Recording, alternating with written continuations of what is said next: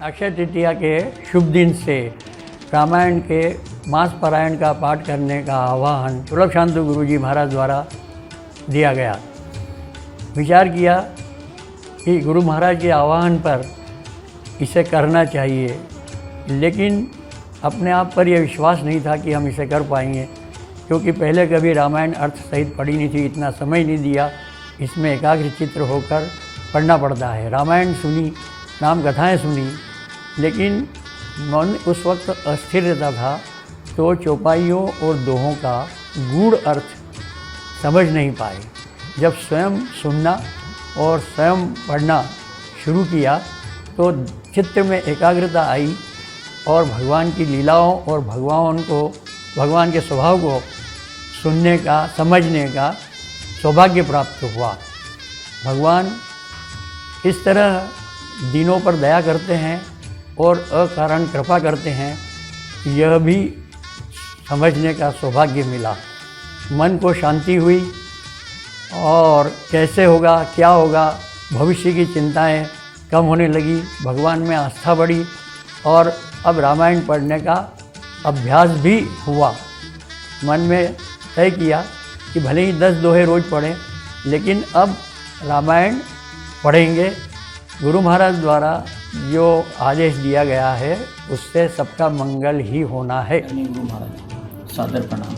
अक्षय तृतीया के एक दिन पूर्व आपका संदेश प्राप्त हुआ था, जिसमें आपने अक्षय तृतीया से शुभ कार्य शुरू करने की प्रेरणा दी। उसी में आपने श्री रामचरितमानस को कैसे पढ़ा जाए वो भी जानकारी दी। उसी से प्रेरित होकर मैंने संकल्प लिया कि मैं भी श्री रामचरितमानस का मास पारायण करूँगा, और अक्षय तृतीया के दिन से ही मैंने श्री रामचरितमानस के मास पारायण का पाठ शुरू। तब तक तो मुझे यह पूर्ण विश्वास नहीं था कि मैं इसको पूरी तरह से कर पाऊँगा या नहीं कर पाऊँगा, क्योंकि मैं स्वभाव से थोड़ा आलसी प्रवृत्ति का हूँ।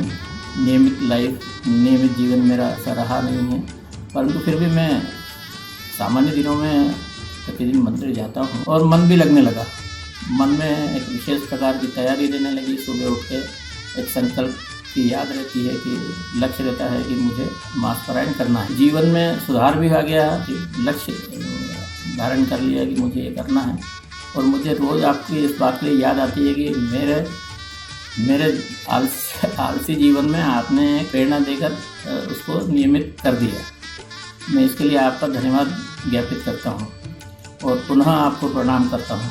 मानस में एक बात सीखी है कि सभी के जीवन में विपत्तियाँ, संकट आते हैं। उन संकटों को अपने धैर्य के साथ आगे बढ़ते हुए और अपने जीवन को आगे बढ़ाना चाहिए। श्री राम ने अपने जीवन में जो लीला करके हमें सिखाया है कि हम सभी लोग किसी भी विपत्ति में विचित्र न। जो यह महामारी, यह भी अब जाती नहीं है, पर अपने को अपने जीवन में ढालना। मास पारायण में यह मुझे पढ़ने से शांति, साहस और शक्ति प्राप्त हुई।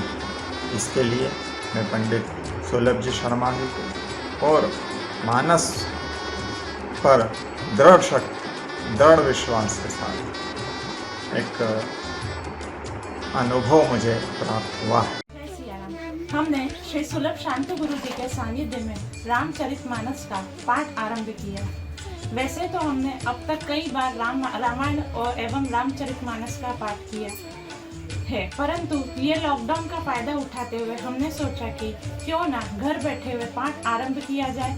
भला इस संकट काल में इससे अच्छा क्या हो सकता है। जब भी हम पाठ आरंभ करते हैं तो हमने महसूस किया कि हमारे आसपास एक अलग ही सकारात्मक ऊर्जा का अनुभव होता है। ऐसा लगता है मानो हर घटना हमारे नेत्रों के आगे ही सजीव घटित हो रही है। इस संकट काल में रामचरितमानस किसी संजीवनी बूटी की ही तरह हमारे मनोबल को बढ़ाती है। इस संकट की घड़ी में मैं रामायण की ये चौपाई आप सबका मनोबल बढ़ाने के लिए पेश करना चाहूँगी। देहिक देविक भौतिक तापा, राम राज नहीं काहुदी व्यापा। जय श्री राम। जय श्री राम। यह कलिकाल मलाय तन मन करी देखु विचार, श्री रघुनाथ नाम तजी नाहिन आन आधार। अरे मन विचार करके देख, यह कलिकाल पापों का घर है। इसमें श्री रघुनाथ जी के नाम को छोड़कर दूसरा कोई आधार नहीं है। यह चौपाई लंका कांड से ली गई है। हमारे पूरे परिवार ने श्री सुलभ शांतु गुरु के सानिध्य में श्री रामचरितमानस पाठ का लॉकडाउन में आरंभ किया है। इससे हमारे पूरे परिवार को एक सकारात्मक ऊर्जा की प्राप्ति हुई है।